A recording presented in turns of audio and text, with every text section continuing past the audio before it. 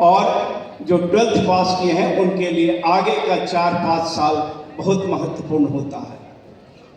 आप अपना M fix कर लीजिए, और मेरा तो ये मानना है कि एक नहीं 2 प्लान रखना चाहिए। अगर प्लान ए में सफल नहीं हो सके तो प्लान बी पर अमल करना चाहिए।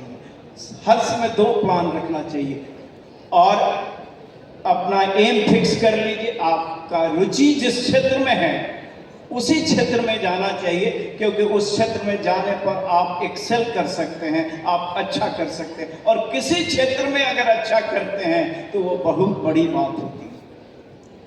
तो अपना एम फिक्स कीजिए और पूरे मन से, पूरी ऊर्जा से प्रयास कीजिए, निश्चित रूप से आप सफल होंगे।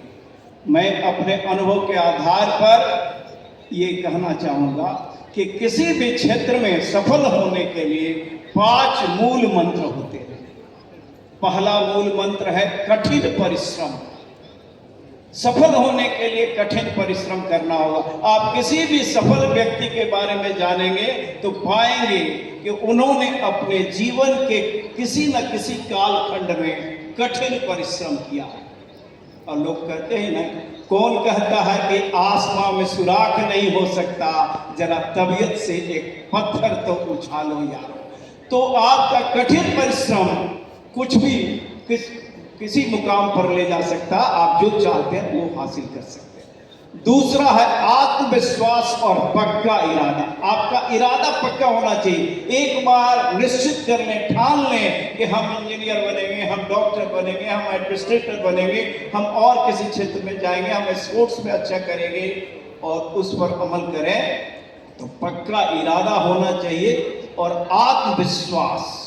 महात्मा गांधी के बारे में हम सब लोग जानते हैं, एक सामान्य कद काठी के व्यक्ति थे, लेकिन उनका आत्मविश्वास इतना अधिक था कि जो ठान लेते थे वो कर लेते थे। और यही कारण है कि इतने ताकतवर अंग्रेजी हुकूमत को उन्होंने चैलेंज किया और हमें स्वतंत्रता दिला दी।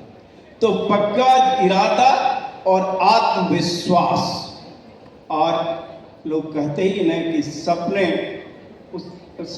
सपने उसी के साकार होते हैं जिसके इरादों में जान होती है। पंखों से कुछ नहीं होता, हौसलों से उड़ान होती है। तो हौसला आपके होना चाहिए।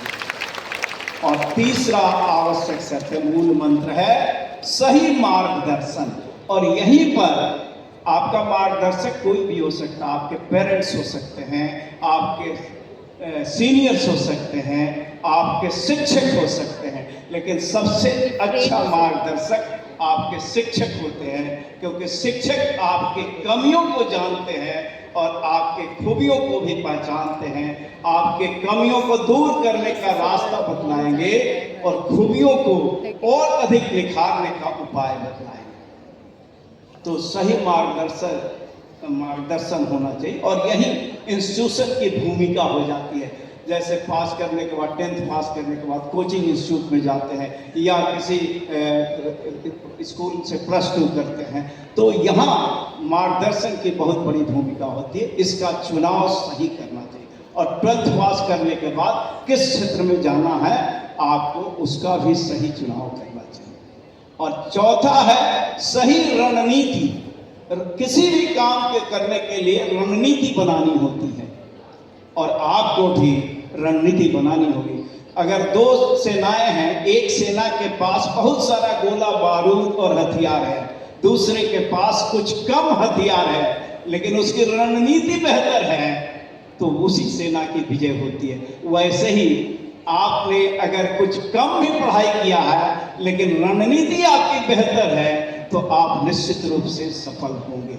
और रणनीति में और बातें भी आ जाती है। बच्चे पूछते हैं कि कब पढ़ाई करना चाहिए, तो मेरा तो ये मानना है कि जब शांत दिमाग से पढ़ाई कर सकें वो पढ़ाई करना चाहिए। हमारे समय में सुविधा इतनी नहीं थी, इसलिए कहा जाता था कि सुबह में उठ करके पढ़ाई करनी चाहिए, लेकिन आप कभी भी पढ़ाई कर सकते हैं। शांत चित्त होकर के पढ़ाई करें और ग्रुप बनाएं, लाइक माइंडेड स्टूडेंट्स का ग्रुप बनाइए। बहुत ज़्यादा का नहीं, 4-5 ही उसमें होना चाहिए। जो लाइक माइंडेड हो, और उससे आपस में डिस्कशन करना चाहिए। डिस्कशन करने से भी बहुत फायदा होता है, और आपस में डिस्कशन करने से अगर कंफ्यूजन कोई हो, कोई किसी टॉपिक के बारे में कोई कंफ्यूजन हो, तो आपस में डिस्कशन करें, और उसके बाद भी बात न बने तो अपने शिक्षक के पास, एक्सपर्ट के पास जाएं। आपस में डिस्कशन करने से बातें याद रहती हैं, तो ये करना चाहिए। और एक और, लोग बहुत ज़्यादा किताब, बहुत ज़्यादा मटेरियल इकट्ठा कर लेते हैं और कंफ्यूज हो जाते हैं, उससे आपका कॉन्फिडेंस कम होगा।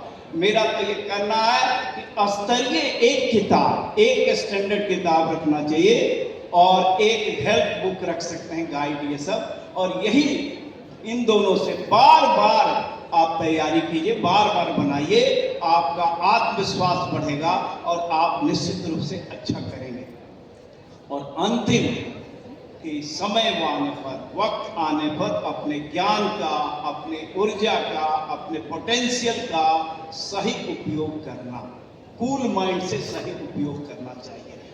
अब विद्यार्थी आते हैं और कहते हैं कि हम तो सब कुछ पढ़े थे लेकिन एग्जाम में अच्छा नहीं कर सके, क्योंकि कूल माइंड से